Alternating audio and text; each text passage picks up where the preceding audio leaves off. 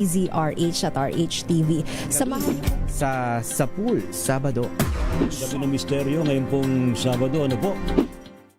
Alamin ang mga maiinit na isyung pambayan, mga balitang kailangan mong malaman, usapin sa pamahalaan, politika, ekonomiya at kabuhayan. Ito ang mga dapat mong malaman, pakialaman at pag-uusapan dahil kayo ang tinig ng mamamayan dito sa Damdaming Bayan. Live sa DZRH Radio, DZRH TV at DZRH Digital. Kasama sina Lakay, Deo Macalma at Elaine Apit. Araw-araw, Lunes hanggang Biyernes. Damdaming Bayan. Ngayong ika-87 taon ng kauna-unahan, DZRH. Tayo ay iisa. Ikaw, kayo, tayo. Iisa ang radyo. Tayo ay iisa. Iisa ang nag-uugnay. Iisang radyo ang pinakikinggan.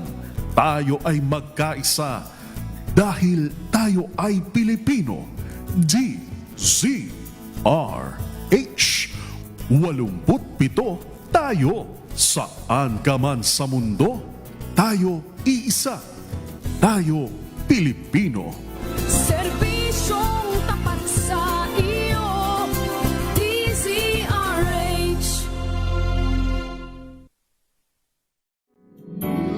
Dear Ate Raquel, isang makabagong paglalahad ng mga liham na may kaugnayan sa suliranin ng mga pusong nasaktan. Dear Ate Raquel, tatalakay sa inyong liham upang kahit papano maibsan ang hinaing ng pusong sawi. Dear Ate Raquel, ang inyong bagong kaibigan at kaulayaw sa loob ng isang oras dito sa DZRH. Darito ang inyong kaibigan, Raquel Monteza. Magandang hapon po sa inyong lahat. Sabado na naman muli magkakasama-sama tayo sa loob ng isang oras dito sa ating programang Dear Ate Raquel. So, kamusta na po tayong lahat? The usual, no? Nawain nasa mabuti tayong kalagayan, malayo sa lahat ng kapahamakan, ligtas sa anumang oras at stress-free. Though hindi natin maiwasang hindi ma-stress sa mga nangyayari sa ating kapaligiran. Last Saturday na po ng buwan ng July. Patapos na ang buwan ng July at halos lahat ng eskwelahan ay nagsipag-opening na, nakapasok na yung mga estudyante. Pero paalala po sa ating mga magulang, tag-init at tag-ulan. Dapat yung mga bata, ating mga anak, dapat pinadadalhan natin ng payong o kaya ng kapote para pangontra sa init at raincoat para sa ulan. Padalhan din natin ang mga bata ng bimpo at yung mga pamalit na damit o pamaypay. Importante yung pamaypay. Kailangan handa ang ating mga anak kasi mahirap ang magkasakit. Naku, lalo na sa mga bata. Kapag ganyang tag-ulan at tag-init ko, ano mga sakit ang naglalabasan, ano po. Kaya dapat ingatan natin ang ating mga anak. Kasi ang climate o ang klima sa buong mundo pabago-bago. Nagbabago sa mga paraan na nakakaapekto sa ating panahon. Mga karagatan, ecosystem at pandaigdigan na atmosphere. Andyan yung laging lilindol. Hindi ba? Panay-panay ang paglindol dito sa atin ngayon, lalo sa Mindanao. Nako, talaga naman kasi nga, nagbabago ang klima, nagbabago ang ihip ng hangin, nagbabago ang temperatura, at higit sa lahat, yung mga natin sa ilalim, naggagalawan yung mga fault line. Naggagalawan po yan. Ang mga activities ng tao ay isa sa mga nag-aambag sa pagbabago ng klima o ng climate change, pangunahin sa pamamagitan ng paglalabas ng bilyon-bilyong tonelada ng carbon dioxide o methane, yung nitrous oxide, no? At ibang gas sa bawat taon. Ang mga GHG na ito ay nagkukulong sa init sa atmosphere at lumilikha ng mga pagbabago para sa ating climate tulad ng pagbabago ng mga disenyo ng panahon at presipitasyon. Ako, malay natin baka pagdating ng araw nag-i-snow na dito sa atin sa Pilipinas. Yung pagkatunaw ba ng glacier at yelo sa dagat, masamang epekto ng supply ng tubig at kalidad ng tubig, nadadagdagang pangangailangan ng elektrikal na pagpapalamig, nadadagdagan ng ulap-usok, yung mga yung mga usok na nagiging ulap, di ba? Yung mga lumalabas ng mga carbon sa mga sasakyan, no? Nagiging ulap yan na napaka-delikado. At kaugnay, nagdadagdag yung ulap-usok at kaugnay sa mga sakit na may kaugnayan sa baga at sa puso, yung lungs and heart disease. Pero sa bagay, tayo din naman ang gumagawa. Tayo rin naman mga tao ang sumisira sa ating kapaligiran. Dahilan para mabago ang climate sa buong mundo. Pero marami rin namang mga scientist ang gumagawa ng paraan para mapaayos ang klima ng mundo. Tandaan po natin, nag-iisa lang ang ating mundo, kaya mahalin po natin ito. Hindi natin alam, baka in other, yung multiverse ba kung tawagin sa mga imaginary comics, no, yung mga multiverse. Malay natin, baka totoo nga, baka may multiverse nga, pero dapat ingatan natin ang ating mundo, ang ating tahanan. At habang tuloy-tuloy naman ang pag-ulan sa karamihang bansa, may isang bagay na palagi natin nakikita sa panahon ng kagipitan. Ito yung tinatawag na bayanihan. Alam niyo po ba kung saan nagsimula yung salitang bayanihan? Galing ito sa salitang bayan, komunidad. At ang bayanihan mismo ay tumutukoy sa tradisyon ng mga Pilipino noon na sama-samang binubuhat yung isang bahay, no? Inililipat literal para ilipat ito sa ibang lokasyon. Buong baryo nagtutulungan, nagbubuhat ng bigat na hindi kayang buhatin ng isang tao lamang. Talagang buong barangay, nililipat yung bahay. Dito nagsimula yung salitang bayanihan. Pero ang bayanihan ay hindi lamang tungkol sa pagbubuhat ng bahay. Ito ay isang pananaw sa buhay na ang ating pasanin ay hindi natin dapat dalhin ng mag-isa. At ang ating lakas ay nadaragdagan kapag sama-sama natin itong binabalangkas. Sa panahon ngayon, kung saan parang mas madali ang mag-isa, mas mabilis ang lahat sa cellphone at sa social media. Pero gusto ko ipaalala sa atin ang lumang aral na ito. Hindi tayo dinisenyo para mag-isa. Tayo ay dinisenyo para sa komunidad o community. Basahin na po natin ang ating first letter of the day. Dear Ate Raquel, Marivic po ang aking pangalan. I'm 42 years old. Gusto ko pong ibahagi ang kwento ko tungkol sa pagsisimula ng panibagong buhay matapos ang pagkahiwalay sa aking dating asawa. Tanong po sa akin ni Inay, Marivic, sigurado ka ba dyan sa pasya mo? Sagot ko kay Nanay, hindi lang naman po ako ang may kagustuhan na maghiwalay kami mag-asawa Mutual agreement po ito at pati po ang dalawang anak namin ay payag din. Nararamdaman po kasi nila na parang wala nang katahimikan sa bahay. Lagi kami nagsasagutan ni Robert at halos bihira na ring umuwi ng bahay ang asawa ko. Kaya po nag-usap-usap kaming apat, ang dalawa kong anak at ang aking asawa.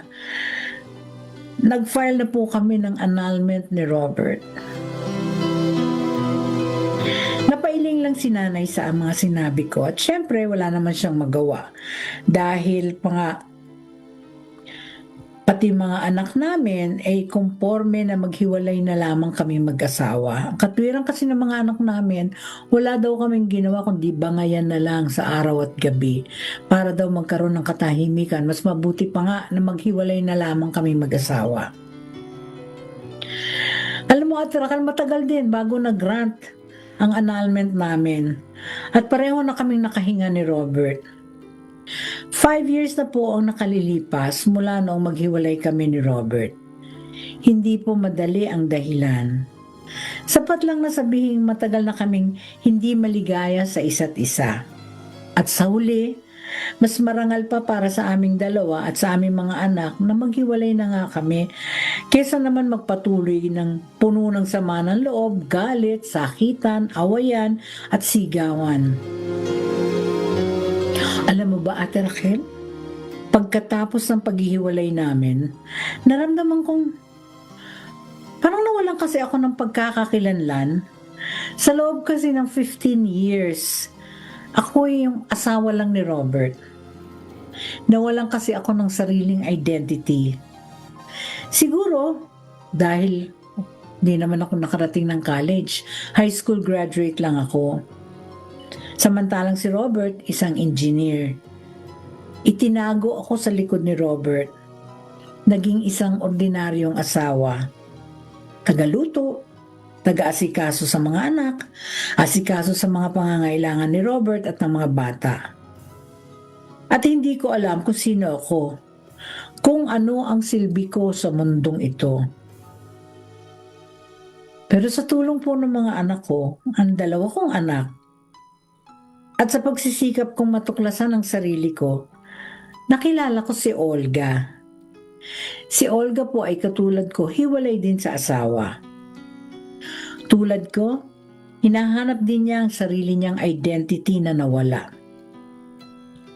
Lagi kami nagpapalitan ng kwento tungkol sa naging buhay may asawa namin na pareho kaming nawalan ng identity. Isang araw po dumating sa bahay si Olga at sinabing sumali daw kami sa isang maliit na kooperatiba sa aming barangay. Ang kooperatibang ito, isang grupo ng mga babae na nagtitinda ng mga handmade na produkto. Sa simula, sumali ako para pagbigyan si Olga at para na rin may ginagawa ako.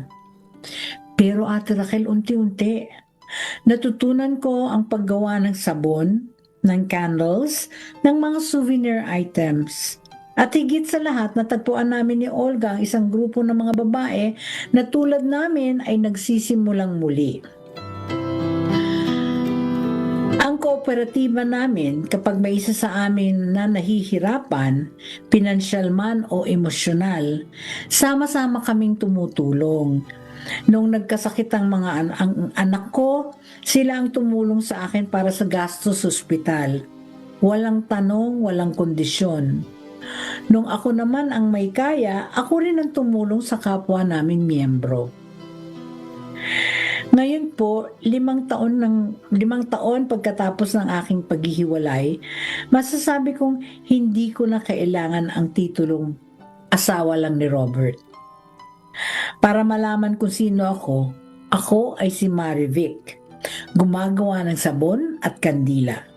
May sariling negosyo at higit sa lahat, bahagi ng isang komunidad na hindi pinababayaan ang kanyang kasama. Samantalang ang akin namang ex na si Robert ay may bago ng asawa at may anak na din sila.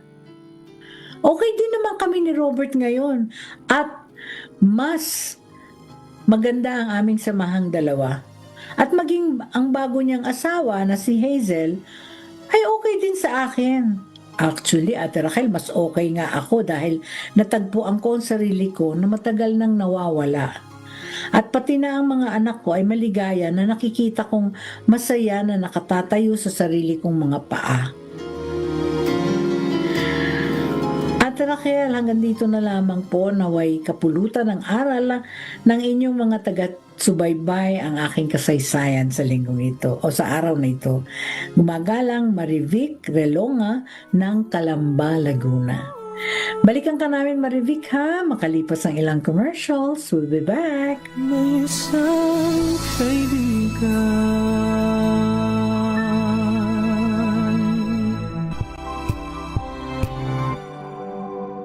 Wow, ang saya. Isang barangay na labada? Puro mancha pa. Goodbye, pahinga. Mommy, isang laba lang yan sa Pride Bar Blue. May powerful stain-away enzymes na malupit sa dunit mancha. At di masakit sa kamay. Isang laba lang yan. Hello, pahinga. Hello, Pride Bar Blue. ACS. Tanggaling-galing mo. Smart dishwashing paste ko. Pritong ulam na masebo. Plato ng kaldero. Tanggaling for everyday. Ganyan, pag smart ang dishwashing paste, may double tanggaling formula. Tanggal ang sebo, tanggal ang bakterya. Pahit para walang bahid. Linis fantastic sa metal at plastic. Number 1 ko to.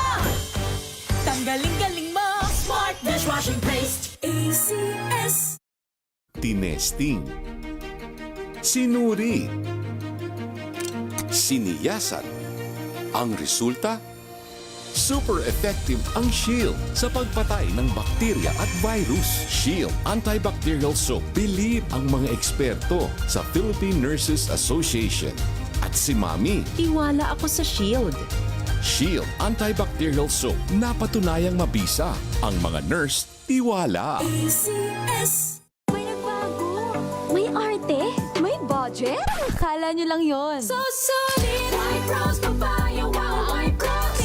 White Rose Papaya. Wow. White Rose. White Rose Papaya. May glow up with White Rose Papaya. White Rose Papaya. May puti power times 2 kasi may papaya at niacinamide. May shea butter and tea tree oil pa. Kutis sulit ang glow May up. glow up with White Rose Papaya. White Rose Papaya. Kutis sulit ang glow up. ACS. Galalala Fefcon. Galalala Fefcon. Ang bango ng sampayan. Tara na magsayawan. Calefabcon, amoy nakaka-joyful.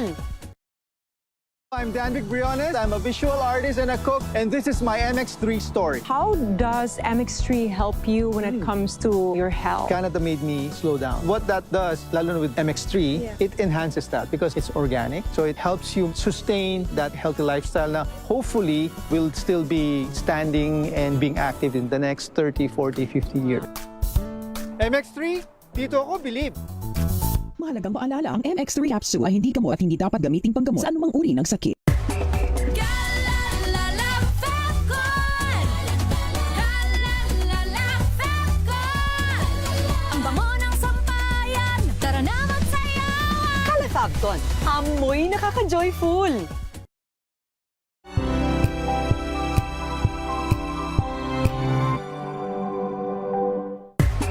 Galalala Fefcon. Galalala Fefcon. Ang bango ng sampayan. Tara na magsayawan. Calefabcon, amoy nakaka-joyful. Tips kung ano ang mga hindi dapat sabihin tuwing dinidisiplina ang anak, alamin. This portion is brought to you by ACS Manufacturing Corporation, ISO certified, maker of world-class quality Pride detergent. Ayon sa smartparenting.com, may ilang mga salita o linyahang hindi dapat ginagamit tuwing pinagsasabihan ng iyong anak. Una rito ay ang linyang, "Huwag kang umiyak," dahil ang pagkilala sa nararamdamang sama ng loob ng isang bata ay nakatutulong daw upang bumuti muli ang kanyang pakiramdam. Maliban pa rito, iwasan ding sabihin sa iyong anak ang, "Umayos ka," o "Tama na." Bukod pa riyan ay ang madalas sabihin ng isang nanay na, "Sige ka, iwan kita dito." Dahil ito raw ay maaaring maging dahilan upang mawala ng tiwala sa iyo ang iyong anak. Panghuli ay ang pagbibigay ng pangakong pag-behave ka, bibili tayo ng laruan, dahil isa lamang daw itong paraan na baka lumaking spoiled ang isang bata. This portion is brought to you by ACS Manufacturing Corporation, ISO certified, maker of world-class quality Pride detergent.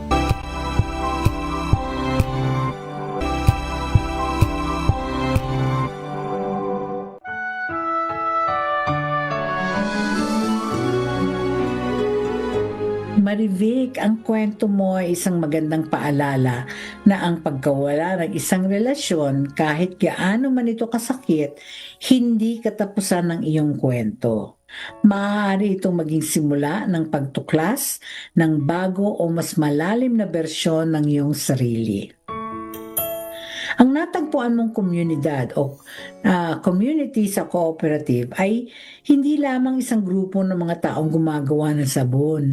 Ito ay isang sistema ng bayanihan.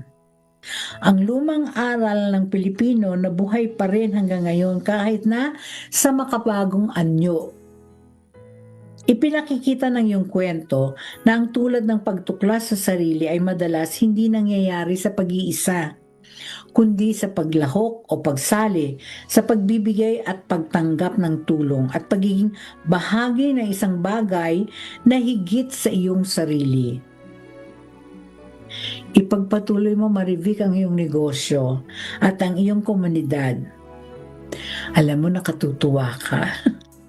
Kaya ipinagmamalaki ka namin, Marivic. Maraming salamat sa pagbabahagi mo ng iyong kasaysayan dito sa ating programang Dear Ate Raquel. Mabuhay ka. Ngayon naman, gusto kong pasalamatan lahat ng mga nakikinig sa atin, sa mga sumusubaybay sa atin. Maraming salamat at lagi kayong nakatutok sa amin dito sa ating programang Dear Ate Raquel sa DZRH, minsan sa FB, meron din tayo sa X, at meron tayo sa YouTube. Maraming salamat po sa pagsubaybay ninyo sa amin. And hello din po sa ating mga kaibigan, kay Summer Julie Dinya Asuncion, kay Saturnino Laoay Sr., kay Fe Armamento, kay Dionisio FSR, kay Cristina Sumage Alarcon, Mirna Aquino, at kay Maria Cristina Warde Andrade. Hello din kina Nora Villapando, Wilma Kenzie Olalia, Ramon Abadillo, Nalin Alarcon, Santos Dorina, Ivy Gutierrez, Neil Tamayo, Ruby at Neil Tamayo, Arnold Duco, at James Anthony Neil, Lulu Harabes Tapleras, Edilberta Sabanal Roa, Tristan V, Wyatt V Gulay, kay Redemsor Escobel, kay Angelo Redaha, kay Annalyn Baulita, at kay Emma Fernandez. Nako, ang mata ko medyo lumalabo na, no? Dapat siguro nagpapacheck up na rin ako kailangan na, kasi I'm 70 years old. Pero okay naman po. I'm happy. No, maligaya naman po ako. Okay, alam nyo ba? Ayan na, alam nyo ba? Ang bayanihan ay napakalakas na konsepto, kaya naman ito ay naging simbolo ng pagkakaisa ng mga Pilipino sa buong mundo. Sa katunayan, sa Amerika o sa Estados Unidos, may isang barko na pangkargamento na pinangalanan Bayanihan. At may isang Filipino-American community sa California na gumamit ng salitang ito bilang pangalan ng kanilang samahan, Bayanihan. Ngunit higit sa mga simbolo, ang bayanihan ay buhay pa rin sa ating pang-araw-araw na karanasan. Tingnan niyo lamang ang ride-sharing o carpooling sa mga lugar na walang sapat na pampublikong transportasyon. Yan ang tinatawag na bayanihan din. Ang damayan sa libing o kaya sa ospital kung saan nagtutulong-tulong ang mga kapitbahay sa gastusin. Iyan ay isa ring halimbawa ng bayanihan. Kahit ang ating online fundraiser, ang mga GoFundMe para sa mga kababayan natin na may emergency, modernong bersyon niya ng bayanihan. Ang bayanihan o ang diwa ng bayanihan ay hindi naglalaho. Nagbabago lamang ito ng anyo, pero bayanihan pa rin. Depende nga lamang sa panahon. Katulad yan, kapag halimbawa pumuputok ang bulkan, di ba? Tayo mga to the rescue lagi tayo. Kapag may inabot ng baha, to the rescue rin tayo. Kapag may nasunugan, to the rescue pa rin tayo. Yan din ang tinatawag nating bayanihan. No? Yung pagtutulong-tulong ng kapwa, pagtulong natin sa ating kapwa. That is what you call bayanihan. Siya magbabalik po ang ating programang Dear Ate Raquel pagkalipas ng ilang commercials. We'll be back. May isang kaibigan.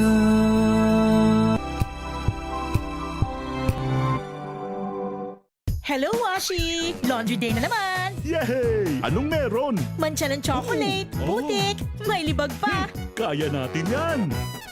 With Pride Washing Machine Detergent, may triple stain-away formula.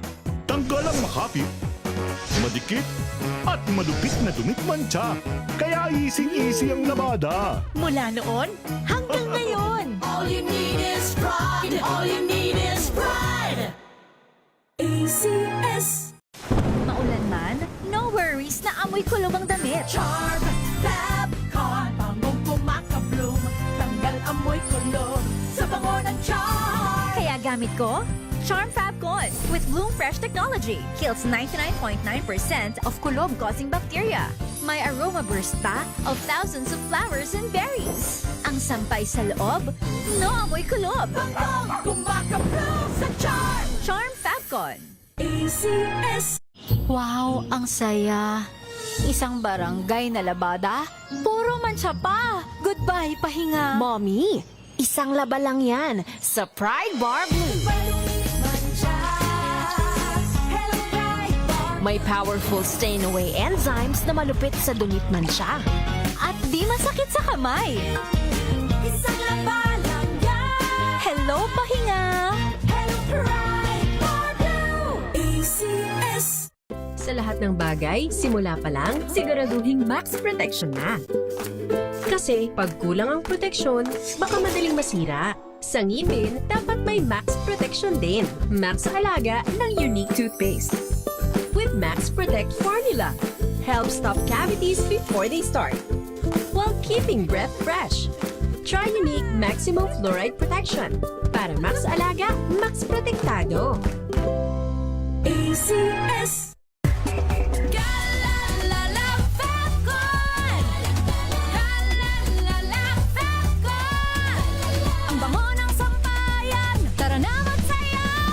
Fabcon, amoy nakaka-joyful! I am Rexeline Ann Cabaltero Reyes. I am a practicing health professional here in Ontario, Canada. Let's go to MX3. Paano siya nakatulong? When I tried MX3, aba! My body loves MX3. Magiging mommy ka na after ng shift mo. So I really need that push and help from MX3 capsule, which makes me a better me. MX3, dito ako bilib. Mahalagang paalala, ang MX3 capsule ay hindi gamot at hindi dapat gamiting panggamot sa anumang uri ng sakit.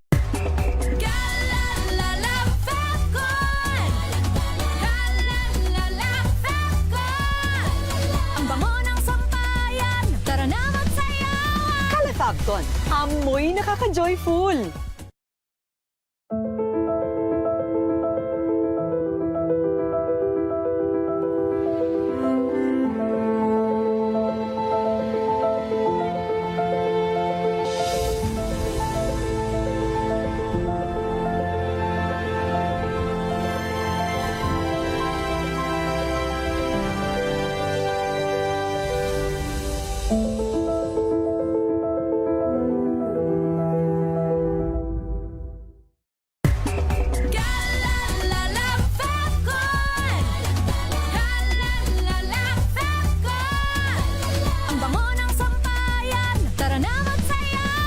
Fabcon, amoy nakaka-joyful!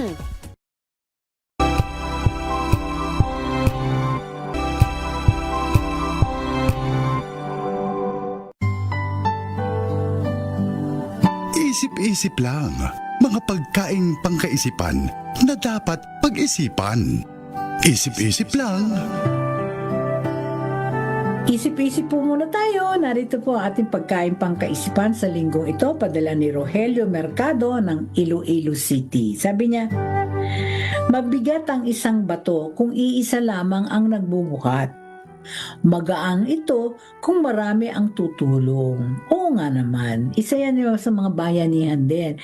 Siyempre, mabigat ang isang bagay kapag ikaw lang mag-isa. No? Halimbawa, nagbuhat ka ng isang kabang bigas. Mahirap yan, pero kung dalawa kayo o tatlo kayo, magaan buhatin. No?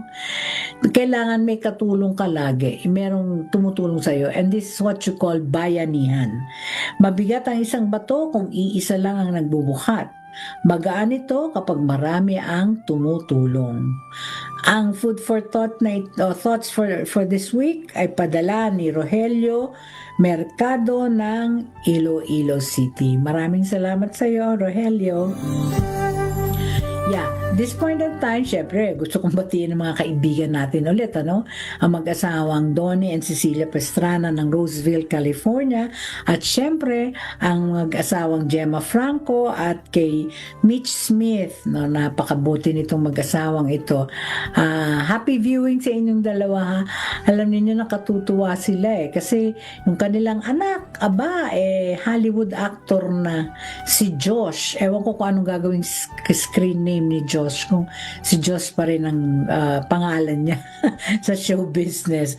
But napakatangkad itong batang to at napakabait din. 20 years old, 20 anyos pero napakatangkad talaga naman at gwapo, gwapong-gwapo. Hello din kay Arlene Sagon ng Tokyo, Japan at syempre ang kanyang nanay na si Lucy Sagon ng Navotas City, Ohio. Gozaimasu sa inyong mag-ina. And of course, sa atin namang kaibigan si Tina Salcedo at ang kanyang kapitbahay na aking kababata na si Eva Vivar. Ano Eva, kamusta ka na? Si Tina Salcedo, lagi ba kayong magkasama ni Tina sa mga shows, no? O sa mga TV show? Itong si Eva Vivar, napakagaling kumanta. Yung mga may kanta siya dati, I beg your pardon. Yan, si Eva Vivar yan. Siya yung kung tawagin namin parang birhen dahil ang buhok nito, nako, hanggang anong tawag doon, hanggang talampakan sa haba ng kanyang mga buhok. Noong araw yun, pero ngayon ang igsi na ng buhok ni Eva. At gusto ko rin batiin si Ginang Leticia Ramos Gomez ng Barangay Bantog, Hacienda Luisita, Tarlac City. At ngayong araw na ito, napaka-espesyal po nito kasi ito ang kaarawan ng aking alagang apo. Naku, ang aking napakagandang apo na si Olivia Van Marie. 9 years old. Naku, ang bilis 9 years old itong aking apo. Oli, happy birthday. Okay? Always remember, Mamu loves you very much. No, Mamu loves you to infinity and beyond. And I wish you good health and tons of blessing. No, yan ang aking apo na si Olivia Van Marie. Naku, napakagaling naman sumayaw, nagbaballet at magaling din kumanta. Also, gusto ko rin batiin ang aking pinsan na magbe-birthday din bukas, si Chudol. Happy birthday, Teddy Boy! At ang aking isang BFF na si Marites Martinez, bukas din, July 26. Happy birthday, Tekla! Nako, magkikita tayo. Itong si Marites, parang yung anak kong panganay na si Ryan, na laging kapag nagsiselebrate ng birthday, doon sila sa mga orphanage o kaya sa home for the aged. No, napakaganda ng inyong mga adhikain sa buhay. Also, gusto ko rin batiin ng happy birthday. Naku, July kasi. Napakarami ninyong nagbe-birthday ng July. Ang aking kumpadre na si Judge Eugene Paras. Happy birthday, Judge. At nawa ikaw nasa mabuting kalagayan. I wish you good health. Okay? O siya, magbasa na po tayo ng ating second letter of the day. Dear Ate Raquel, Joel po ang aking pangalan and I'm 34 years old. Gusto ko pong ibahagi sa inyo ang kwento ko tungkol sa isang kaibigan na nawala ng kontak sa akin at kung paano naman kami nagkabalikang magkaibigan. Siya po si Mark. Si Mark at ako, magkasama kami mula high school. Pareho kaming taga Cavite. At noong college kami pa ang roommate sa isang dorm sa Manila. Matalik kaming magkaibigan. Kasama siya sa lahat ng mahalagang pagkakataon sa buhay ko. Pero pagkatapos ng college, lumipat na ng trabaho si Mark sa Cebu, habang ako ay nanatili naman dito sa Maynila. Sa unang ilang taon, regular ang pag-uusap namin, pero unti-unti lumiit yung aming communication. Hindi dahil sa nag-away kami o may away kaming dalawa. Wala naman kasi hindi kami nagtalo, wala kaming away. Basta lang parang dahan-dahan nawalan kami ng panahon para sa isa't isa. Pero last year, naisip kong tawagan ulit si Mark. Hindi dahil may problema, kundi dahil sa simpleng na-miss kong best friend ko eh. Nung una, hesitant ako. Medyo nag-atubili ako na tawagan siya. 5 taon na kasi kaming hindi nag-uusap. Kakaiba bang tumawag na lamang basta-basta? Pero sabi ko, sige, I'll do it. I'll make it a try. Tinawagan ko siya. Sumagot naman siya sa akin at sa simula ng usapan, para bang kakaiba. Matagal namin hindi pinag-usapan ng tungkol sa buhay namin dalawa. Pero dahil sa tagal ng usapan namin, pagkalipas ng kalahating oras, parang bumalik kami sa lumang ritmo, yung aming rhythm na dalawa. Tumawa kami sa mga lumang kwentuhan namin, yung mga nakaraan namin. Nagkwentuhan kami tungkol sa kasalukuyan. Ngayon, regular na kami nag-uusap muli. Hindi araw-araw, pero buwan-buwan.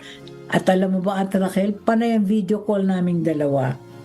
At natutunan ko isang bagay. Hindi laging panghabang buhay ang tahimik na paglayo sa isang pagkakaibigan. Minsan, kailangan lang ng isang taong magsimula para muli kayong mag-usap. Sumulat ako sa inyo, Ate Raquel, para sa mga may tagal ng alitan na mga kaibigan na nawalan ng kontak at kahit hindi yung nagkakagalit. Ang advice ko, huwag kayong matakot tumawag muli. Marahil o siguro naghihintay lang din siya ng tawag ninyo. Thank you po sa pagbasa nyo sa aking sulat. Gumagalang, Joel Estrella ng Bacoor, Cavite. Balikan ka namin, Joel, ha? Makalipas ang ilang commercials. We'll be back. May isang kaibigan.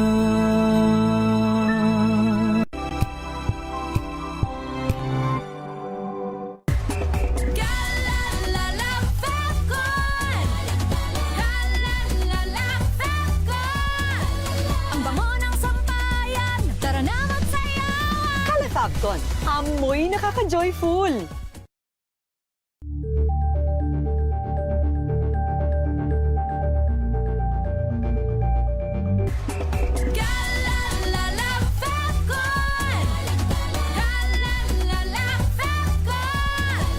Ang bango ng sampayan, tara na magsayawan! Calafabcon, amoy nakaka-joyful!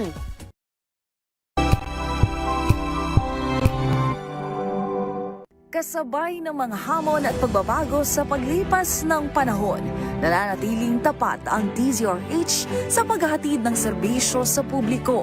Mas pinalawak ang pagpapaabot ng balita at impormasyon, hindi lang sa radyo, kasama na rin ang telebisyon, live streaming at social media para ihatid ang mga kwentong makabuluhan at napapanahon saan ka man naroroon.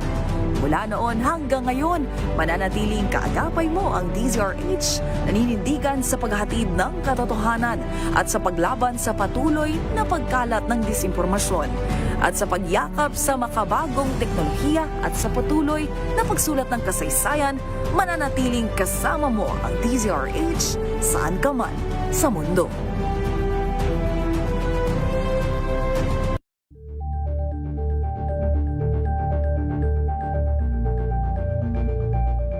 Hiya naman kayo sa inyong kapwa Pilipino. Isang taon ng politika, ekonomiya at pagtanaw sa mga pangako. Agrikultura, ayuda at pananagutan. Sa harap ng aligasyon, The Constitution's answer is very clear. Power belongs to the people. korupsyon, Huwag mo akong pigilan sa mga insertions ko.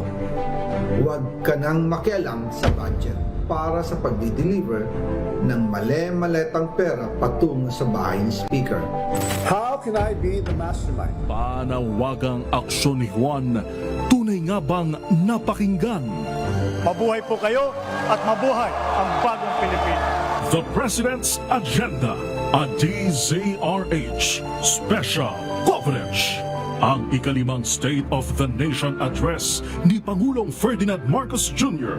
Lunes, ika-27 ng Hulyo, maging una sa balita.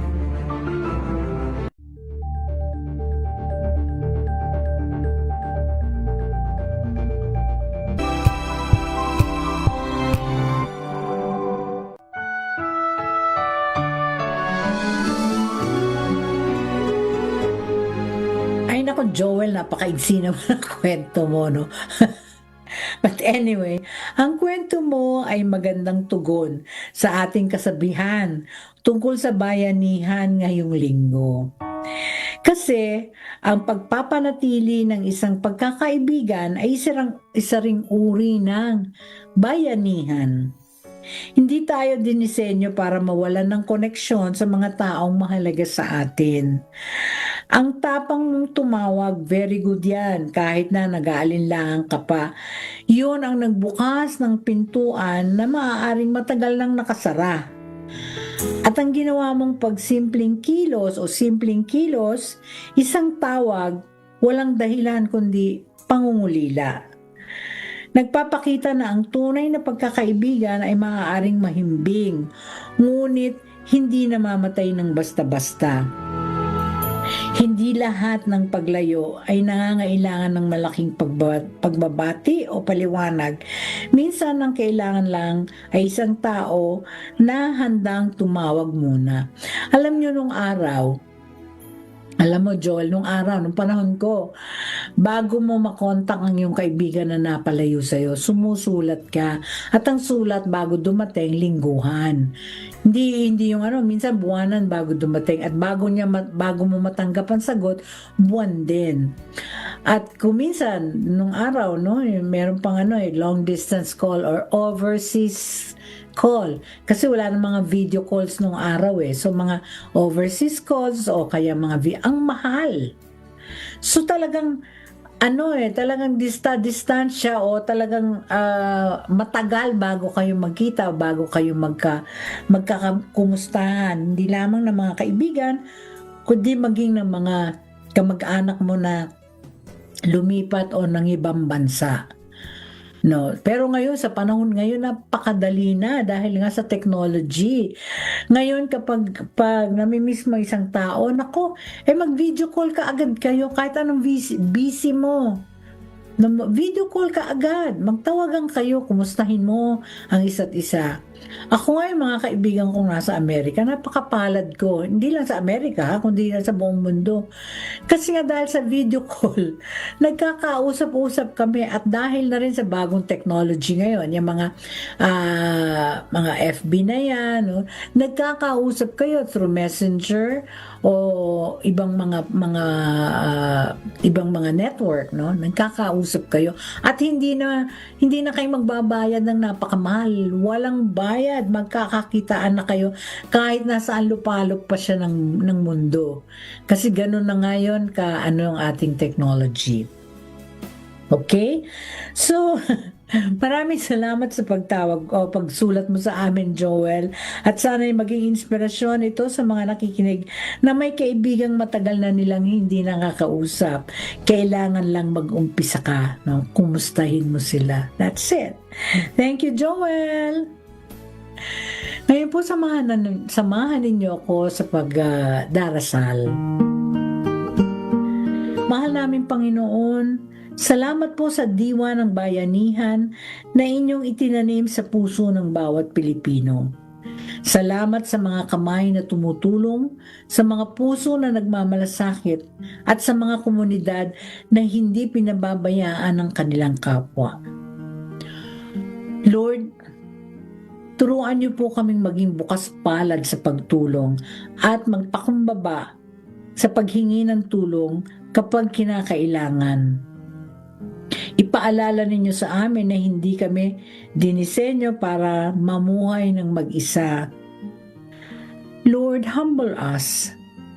Let's live our lives like Jesus with the posture of humility. And Lord, give us peace. Maghari nawa ang pagmamahal sa lahat ng iyong nilalang. At para sa mga nagdadalamhati ng mag-isa ngayon, Lord, ipadala ninyo ang inyong bayanihan sa pamamagitan ng mga taong sa kanilang paligid. Lord, gabayan mo po sila sa kanilang proseso sa paggaling at bigyan mo sila ng katiyakan sa iyong sariling oras. Lord, heal our land. Patnubayan po ninyo ang aming bansa sa gitna ng anumang unos, pisikal man o panlipunan. Almighty God, we lift up to you and our country, our government. Grant us peace. Patnubayan po ninyo ang mga taong namumuno sa aming bansa.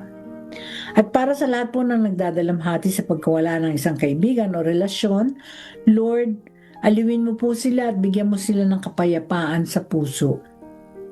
Maghari nawa ang pagmamahal sa lahat ng iyong nilalang.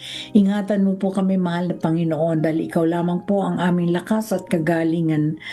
Maraming salamat po, and the glory is all yours, Almighty God.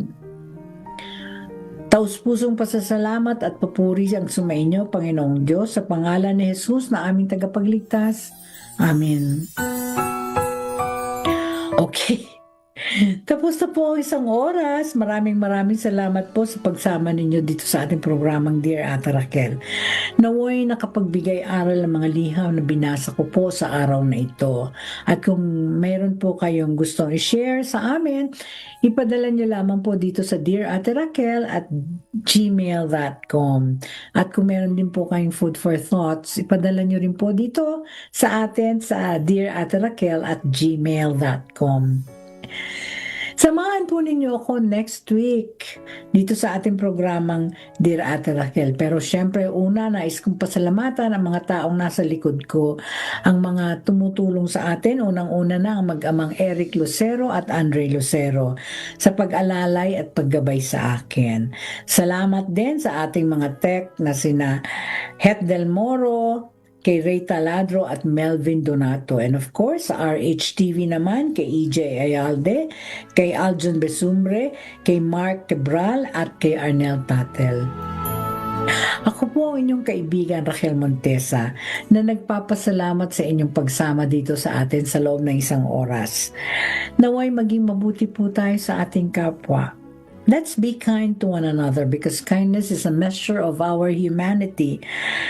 At let us do something nice to the people that we meet each day. Kasi po, it is such a good feeling being a blessing to others. Yung pagka tayo nakatulong sa ating kapwa, napakasarap po sa pakiramdam na tayo ay naging blessing sa mga nangangailangan.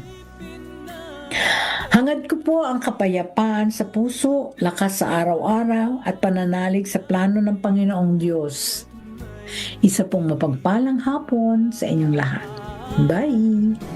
Sa mga gustong maibsan ng kahit kaunti ang mga hinanakit sa pag-ibig, sumulat lamang dito sa Dear Ate Raquel, DZRH, Star City, CCP Complex, Ross Boulevard, Pasay City. Hanggang sa susunod na Sabado, maraming salamat po sa iyong pakikinig. Aking kailanman, laging may bukas na iyong magigisnan. Huwag isiping mag-iisa ka lang. Naririto ako at matatagpuan na isang kaibigan.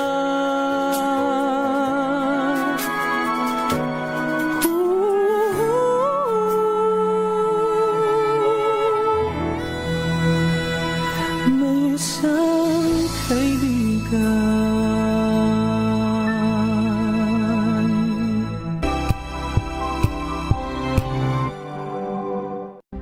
maagang balitaan, maagang usapan sa mga issue at balita. Kasama si Kuya Angelo Palmones sa Magandang Umaga Pilipinas. Mula Lunes hanggang Biyernes.